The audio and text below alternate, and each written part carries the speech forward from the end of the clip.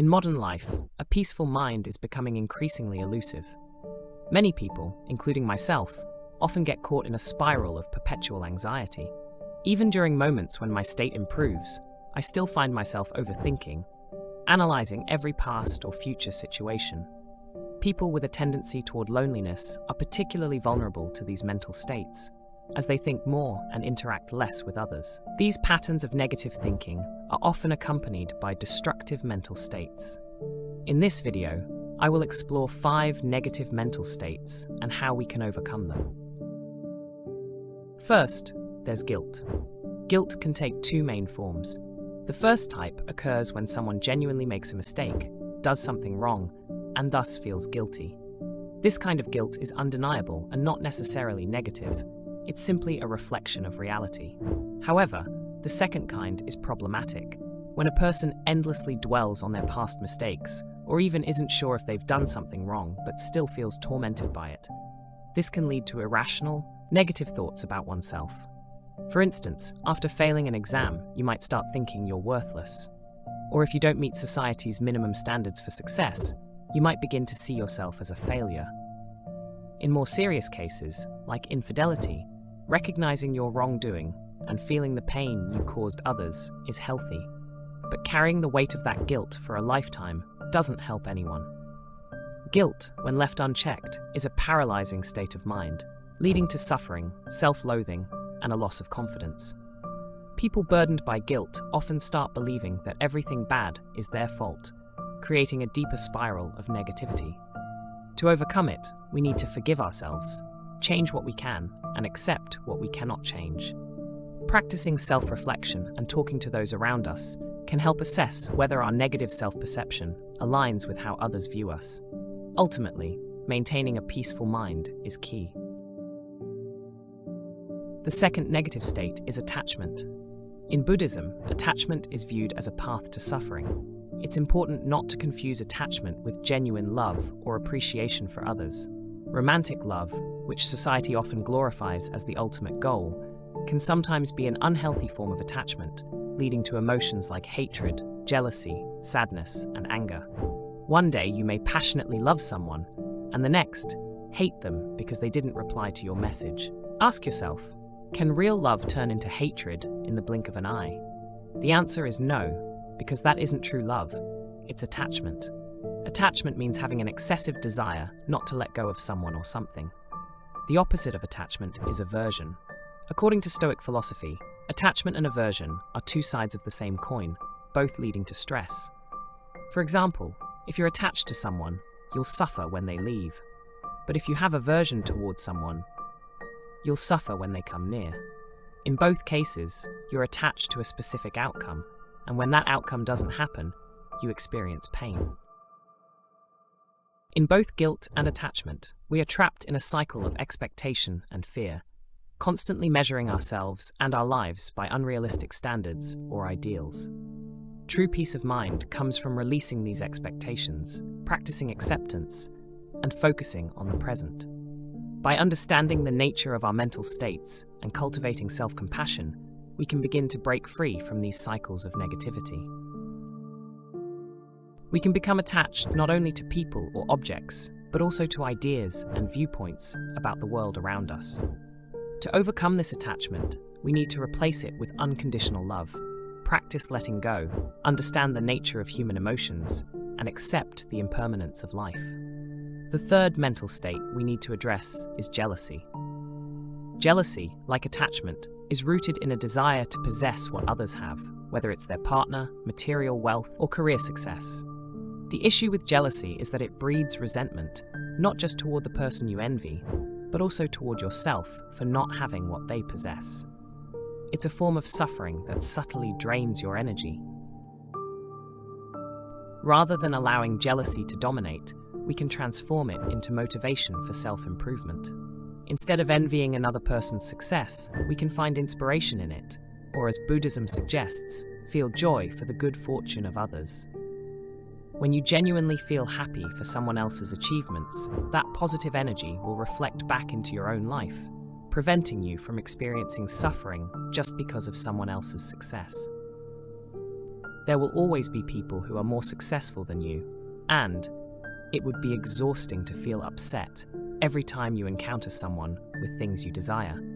Instead of focusing on jealousy, we should shift our attention to celebrating others' happiness and freeing ourselves from clinging to external achievements. Next, let's talk about fear. The word fear can be seen as an acronym for false evidence appearing real.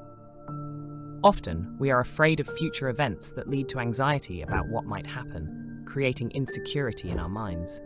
We construct all kinds of possible scenarios, forgetting that these are just imagined fears. I've battled with anxiety for years, and I've come to realize that most of my thoughts were dominated by worries about the future. Most of these fears didn't reflect reality, particularly when it came to irrational phobias. For instance, some people fear spiders, even though many of them are harmless. There are even bizarre fears like chorophobia, an irrational fear of dancing, which have no basis in reality. I don't deny that some things in life warrant caution, but allowing those things to push us into a permanent state of anxiety is harmful to our well-being. To overcome fear, there are several approaches. One way is to use reason to challenge irrational thoughts.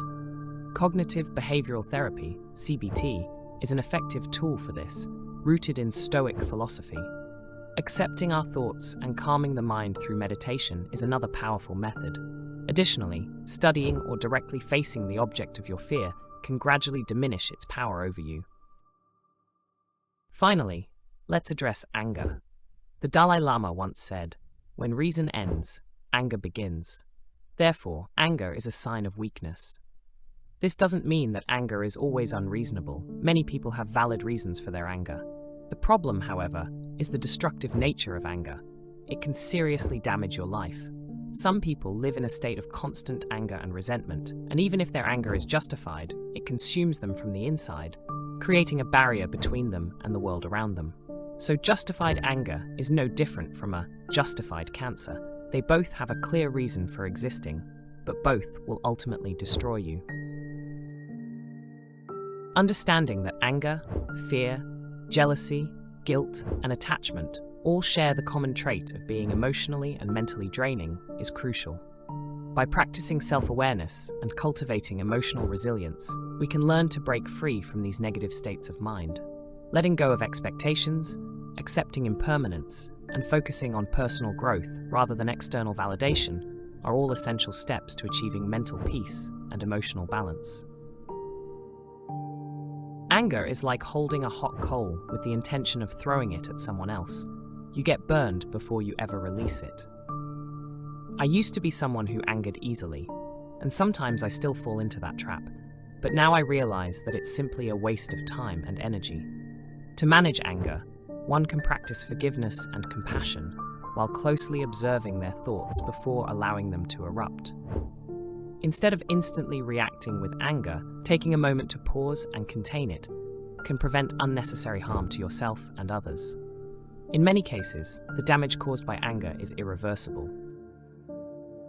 When we let go of these negative emotional states like jealousy, fear, and anger, we allow ourselves the chance to live more peacefully and joyfully. Jealousy drains your energy as you compare yourself to others, always feeling less than. Fear paralyzes your actions, keeping you from stepping into your potential. And anger blinds you, consuming your thoughts and actions in ways that only lead to regret.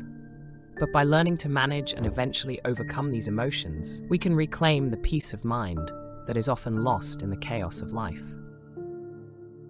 Anger, in particular, has a unique power to destroy relationships, opportunities, and inner calm. It's not just an outburst, it's a force that can leave deep scars on your life and those around you. The Buddha once said that holding on to anger is like drinking poison and expecting the other person to die. This is why it's critical to pause, reflect, and redirect that energy before it causes harm. Instead of letting rage guide your actions, allow forgiveness to soften your heart. Compassion, not just for others, but for yourself, is essential in breaking this cycle. By practicing these principles, you don't just avoid the damage caused by anger, you also create more room in your life for happiness, connection, and peace. compassion can be cultivated through meditation and mindfulness, giving us the space to observe our emotions without being controlled by them. Recognizing that anger doesn't serve you in the long run is the first step to releasing it. Instead of allowing negative states like anger, jealousy, or fear to dictate your life, learning to observe and manage them offers a path to a life filled with joy and peace. These emotions are natural, but they don't need to dominate your experience. We can transform them by cultivating emotional intelligence, practicing self-control, and fostering a sense of inner calm. Thank you for watching this far. If you found this video helpful, don't forget to hit like and share to spread this meaningful message. And be sure to subscribe to the channel so you won't miss other insightful content. Let's continue to spread forgiveness and love in our lives. I look forward to seeing you in future videos.